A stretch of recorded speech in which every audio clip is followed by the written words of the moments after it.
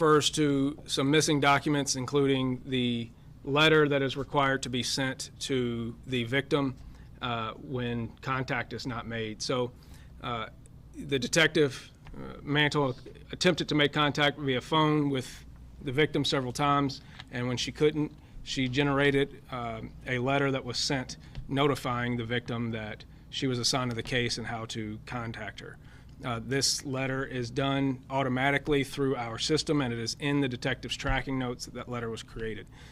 So there was no missing document from that. There's also the thought in the report that the order to seal by the judge was not included, but it is in fact in the PIU case file that was turned over to the Office of the Inspector General. There were allegations of appropriate action regarding the amount of time that it took to investigate this case. So obviously this initial incident occurs in January. The warrant is not taken out until March, and ultimately the shooting doesn't happen until several months later. I will 100% say that that is something that we are very frustrated about too. This has nothing to do with an individual detective. When you have a caseload of 25,000 domestic violence incidents in a year, first of all, it's pretty sad for our community. But second of all, it does create a backlog, and that domestic violence unit that handles felony cases has to triage those cases and make sure that they are dealing with those appropriately, and everything that goes along with that, between calling witnesses, conducting follow-up interviews, going to trials, which this detective had a trial in the middle of this incident. And so while I'm not happy about that, I understand it, and that's something that systemically as an agency we do need to work on. The failure to make a supervisory review, our policy requires that a supervisor review each case, each open felony case after 60 days. When she takes the warrant to the prosecutor and seeks those charges, that supervisor is notified of that process. So there was some review that happened early on. The sergeant's notes reflect that there was a review done.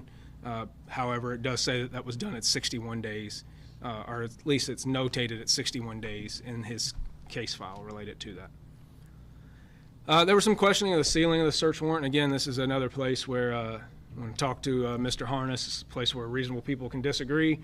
He questioned the need to seal the search warrant, and I understand that. I do think that this is an investigation sensitive enough that the need to seal is appropriate in this case, considering it involves federal agencies, it involves multiple other agencies, and the sensitive nature of an officer-involved shooting.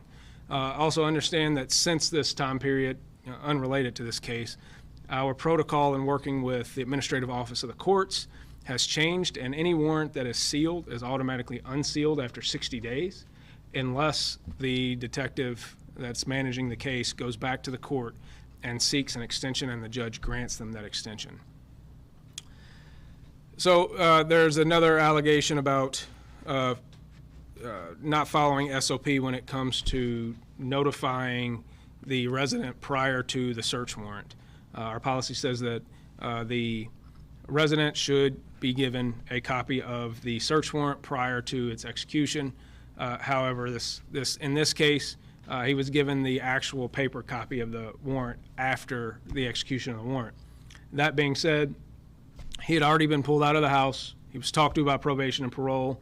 Everything that was happening, including the seeking of the search warrant, was explained to the subject prior to, so there was no attempt to hide, obfuscate, appear to not be doing what we were doing.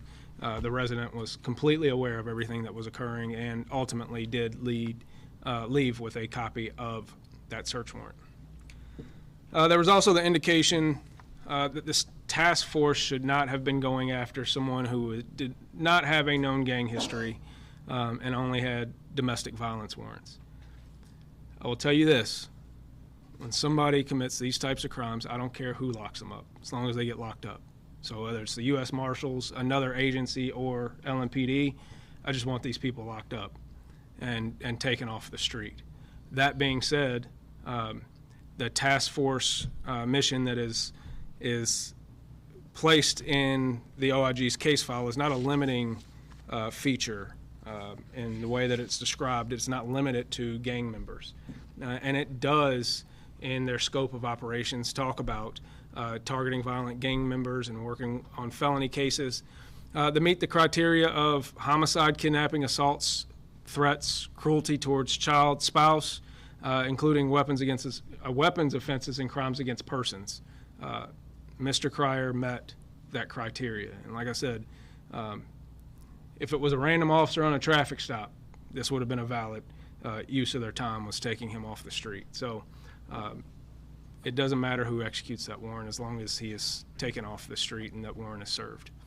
I think when it comes to the EMS response time and how long that took, I think there's a misunderstanding here. The policy that the OIG applies to this, saying that he states that EMS should have been put on standby, means they should have been sitting a block or two away and waiting for officers to ask for them to respond to this specific incident. That policy applies to search warrants. Like I said earlier, a search warrant is to enter a property in order to seize evidence. That was not what they were there for. They were there for an arrest warrant. Arrest warrants get served all the time on people. If we had EMS following officers around who were attempting to serve arrest warrants, EMS would never respond to anything else. There are hundreds of active arrest warrants on any given day, and so I do appreciate that some arrest warrants are all not made equally, and so some are more dangerous than others. That being said, there were 2 medics assigned within this task force that were able to act almost immediately after the shooting of Mr. Cryer and give him medical attention until EMS was able to arrive on scene. There was another administrative allegation related to body-worn camera categorization. This is kind of wonky, but there are ways within our system that officers label videos that make them harder or easier to find. It also sets retention times. And the report points out that videos, when improperly categorized, can be difficult to find. And it includes a screenshot of videos and the way that they're categorized, and they did not have IDs. Those videos that are included in that report are not related to this particular incident. The policy at the time only required categorization, which means it's labeled as a felony or uniform operations or that type of stuff. It did not require a report number or a description of the event. That being said, there are over 126 videos related to this event in the PIU file, and they are all labeled with the PIU report number and a description of the event. So, but to the point of the OIG, that policy had also been changed in the interim and now requires the report number to be on there in order to make sure that it is easier. So again, it's a misunderstanding of I think what they were looking at that particular time. And then lastly, there was questions about the failure of officers when they were chasing Mr. Cryer to make their intent to arrest known. So law requires that we make our intent to arrest known. There is a reasonability standard that is built into that. Mr. Cryer fled immediately upon seeing easily identifiable police. These are police in vests that say police across their chest. He knew exactly what he was running from, and he knew he needed to stop. The priority here was the safety priority of officers when a subject running from them for felony charges pulls out a gun, and that becomes the priority, not giving a verbal announcement to the subject that they're under arrest. There's a practicality issue there, and that just comes with real life experience and understanding the dynamics of how quickly these things happen. There's a huge concern of mine that occurs that is documented within this section related to the notification of arrest. The resident of the location who was on parole or probation was interviewed about this incident, and there's a quote included in the OIG's report, and I'll read from it. It says, witness number 1 stated, "Growing up in Louisville, you learn young, if someone jumps out and starts running at you with guns, you run." Witness number 1 ended the thought by saying, Omari was just walking while black in Louisville. That's why this happens. I don't know why that quote was included in there. He is not an eyewitness to this shooting. He was still in the apartment when the shooting happened. He is not a fact witness to that particular portion of the case. He doesn't know whether or not police said anything to Mr. Cryer because he wasn't there. He is not a subject matter expert on the law, our policy, or police tactics. The implication that race played any role in this, I have no clue why that was put in there. But I think it is an important thing to point out that this has nothing to do with race. If Mr. Cryer had not beaten his girlfriend, had not hit her with a gun, had not strangled her, had not run from the police, had not pulled out a gun, Mr. Cryer would still be here today. This has zero to do with him being black. This has everything to do with Mr. Cryer's actions. And it disappoints me and it upsets me that that type of implication is made in connection with a case like this that's so serious. That is not an accusation to be thrown around easily. And there needs to be evidence that supports an accusation like that. This man's words, he's entitled to his opinion, but it has no weight and no bearing on the actions that occurred on that day. And I see no reason for that to have been included, and I see no reason for that to influence the outcome of this report. It's okay for there to be a healthy tension between us and the Office of the Inspector General. They are oversight. I trust them to get this right. This community needs them to get this right. It is a difficult task to build trust, particularly in this community after everything that we've been through. And I think everybody knows how difficult it's been over the past few years. We need the Civilian Review and Accountability Board, as well as the Office of Inspector General, to help us in that. When we do things wrong, point it out.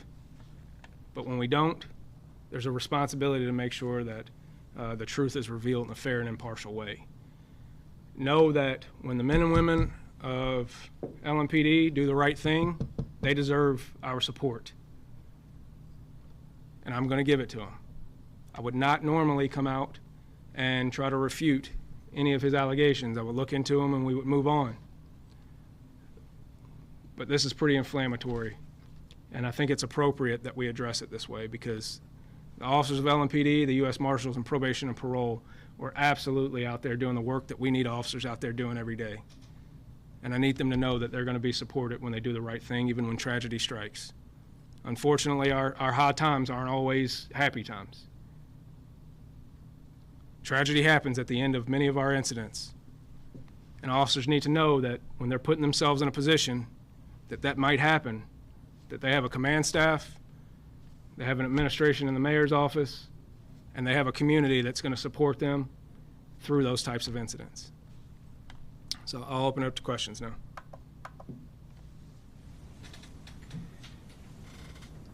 The Office of Inspector General has made recommendations many times in the past. Could you articulate again, just in the whole of what this report had, why was such a public response from you necessary? So the question was, this is not the first report issued by the Office of Inspector General. They've made recommendations in the past, so why respond on this one when I haven't responded on any others? This was a high-profile case, and it was one that involved the loss of life. It's one that ultimately changed federal policy with the U.S. Marshals that prompted then-President Biden to force the U.S. Marshals to begin wearing body cameras. This is a case that upset many in our community, and they deserve to know the truth. And the officers that were involved in this performed well. And I can't sit by and let inaccurate accusations and characterizations of their performance go unanswered. There's a time and a place to answer in silence and behind the scenes, and there's a time and place when you have to speak up. And the consequences for this community and for these officers are enough that someone has to speak out on their behalf. And so that's why we're here today. You've shown evidence of things that seemingly contradict what was in that OIG report. Why do you believe, if that existed, that these allegations were made by the Inspector General? So the question was, why do I believe these allegations were made by the Inspector General if there was evidence that seemed to contradict it? It seems pretty clear. Any answer I would give would be speculative, but I think some of it has to do with a learning curve that hasn't been steep enough yet in some instances about internal operations to LMPD, internal operations to the way the criminal justice system in Jefferson County works. And I have some other opinions that I will take up again directly with Mr. Harness, but I don't feel that this wasn't a difficult case. It shouldn't have been difficult. There was nothing in here that was super controversial or hard to figure out. All it takes is a phone call in some of these instances to figure it out. And just so that you all know, we have split our Special Investigations Division that used to house both PIU and PSU, the Professional Standards Division, into two separate divisions so that there is a major who is tasked with running professional standards but also being the liaison between the Office of Inspector General. That workload running both of those divisions was absolutely too heavy. So we split those divisions partially so that that major was more accessible to the Office of Inspector General. So a lot of these problems could have been alleviated simply by a phone call or Google. And that kind of leads into my question is, can you, from your point of view, describe what the communication looks like between LMPD and the Inspector General's office when these investigations are being conducted? So the question is about the communication when these investigations are being conducted. So some things have changed over the years and gone back and forth, and we have a memorandum of understanding now. But our primary point of contact for the Office of Inspector General is the major over the Professional Standards Division. So the need for documentation and things like that they might have, or general questions about operations go through that major. They have access to our videos and things, and if they have questions about, I know in this particular report there were some issues with navigating the reporting system. That could have been done very easily in an email or a phone call, and I know with some of the investigators it's done often, and those questions are answered and those things get taken care of. What is the relationship like moving forward now with the Inspector General's office, that you have taken a stance and disagree with a lot of claims that were made in this investigation? So the question is, what does the relationship now look like going forward that we've taken a public stance on this type of stuff? Well, like I said, I see the need for external oversight. I believe in the value of the Office of the Inspector General as well as the Civilian Review and Accountability Board. I think they have a very important role to play in this community, and as the leader of this agency, it's important that we do what we can to make sure that they are putting out quality investigations and get the information that they need to be able to tell the truth to the public and give an accurate understanding to the public of what happened, what we get right and what we get wrong. And so we'll continue to work on ways to make sure this doesn't happen again. I think some light has been shed on both sides of this about the need to be much more aggressive in our attempts to work together so that this type of thing doesn't happen again.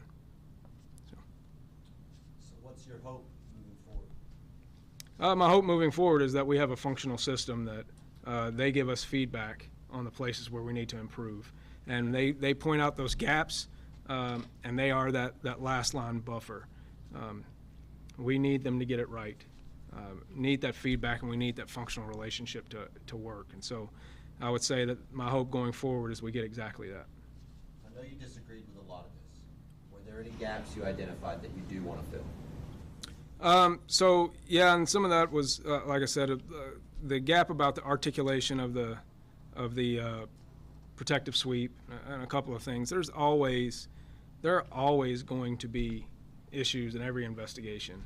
And so one of the things that we discussed previously that I need to step up on is at the end of their reviews of officer-involved shootings, what I had proposed to Mr. Harness several months ago was that we take the results of the PIU investigation, the results of the PSU investigation, the results of the Performance Review Board, as well as their review of our investigations, and we sit down and we compare and contrast so that we can see, how can all of us improve?